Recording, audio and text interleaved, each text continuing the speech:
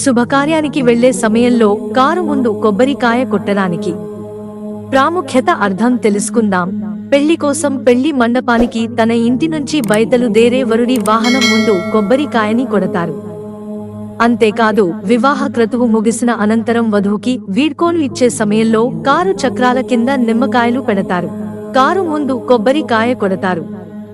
అయితే ఈ ఆచారం ప్రాంతీయ భేదం లేకుండా ప్రతి హిందువు ఇంట్లో పాటిస్తారు. ఇలా ఎందుకు ఆచరిస్తారో పెద్దలు మాత్రమే కాదు, నేటి తరానికి పెద్దగా ఈ ఆచారం గురించి తెలియదు.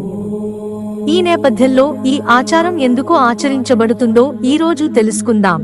పెళ్లికి మండపానికి వధూవరులు వెళ్లే సమయంలో ఉపయోగించే వాహనం చక్రాల కింద లేదా ఏదైనా తీర్థయాత్రలు శుభకార్యాలకు వెళ్లే ముందు కారు చక్రాల కింద నిమ్మకాయలు పెడతారు, కొబ్బరికాయ కొడతారు. దీని గురించి ప్రజల్లో భిన్నాభిప్రాయాలున్నాయి. అయితే ఈ సంప్రదాయాన్ని కారు వెళ్తున్న సమయంలో ఎటువంటి ప్రమాదం జరగకుండా ఉండటాన్ని కొబ్బరికాయ కొడతారు. కారు నిమ్మకాయల నలిపివేస్తూ ప్రయాణిస్తుంది. ఇలా చేయడం వలన ఎలాంటి అవాంఛనీయ సంఘటనలు జరగవు. హిందూ సంస్కృతిలో పెళ్లి తంతు ముగిసిన తర్వాత నవవధువు అత్తవారింటికి భర్తతో కలిసి కారులో వెళ్లే సమయంలో ఇలా జరుగుతుంది. వధూవరులు వివాహ జీవితంలోకి ప్రవేశించిన తర్వాత బాధ్యత మరింత పెరుగుతుందని చెబుతారని ప్రజలు అంటారు.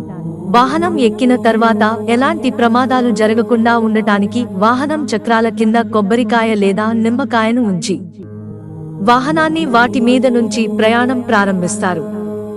దీనిని త్యాగం ఒక రూపం అంటారు. ఇంటికి వెళ్లే ముందు ఒక కొబ్బరికాయను దిష్టి తీసి ఒక పక్కకు కొడతారు.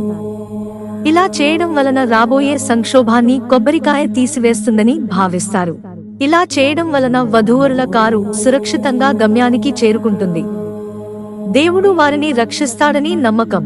వివాహ సమయంలో వధూవరుల కుటుంబాలు ఈ విషయంపై ప్రత్యేక శ్రద్ధ తీసుకుంటాయి. ఈ చర్యనే తాంత్రిక చర్య అని కూడా అంటారు. హిందూ సంస్కృతిలో కొబ్బరికాయలను బలిగా అర్పిస్తారు. చెడు దృష్టి నుంచి రక్షించడానికి నిమ్మకాయను ఉపయోగిస్తారు. మిత్రులారా, ఛానల్ సబ్స్క్రైబ్ చేసుకోవడం మర్చిపోకండి. ధన్యవాదాలు.